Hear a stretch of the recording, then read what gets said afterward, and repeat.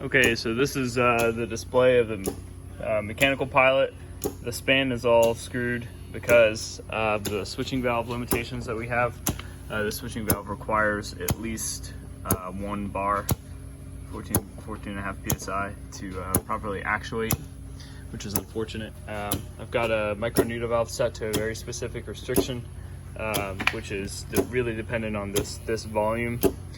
The restriction size coupled with this volume and the natural restriction of the 1/8 inch tubing both work in tandem to provide this pressure rise curve right here.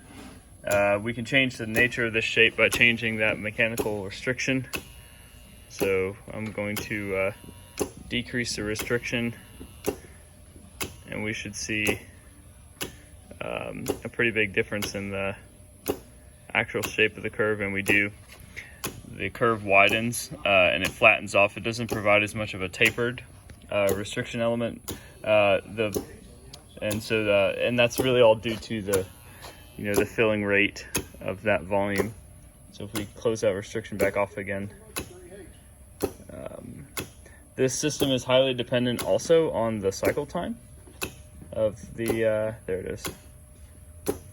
So yeah, so now I've increased the restriction enough in this case to where it doesn't even have an opportunity to reach peak pressure anymore.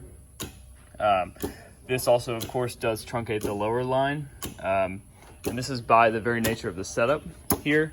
I don't have any restrictions on the exhaust ports, to allow the system to freely exhaust, but it is very possible to size this orifice specifically coupled with a calibrated volume and a cycle time. The cycle time set here is once a second to create any waveform that we want.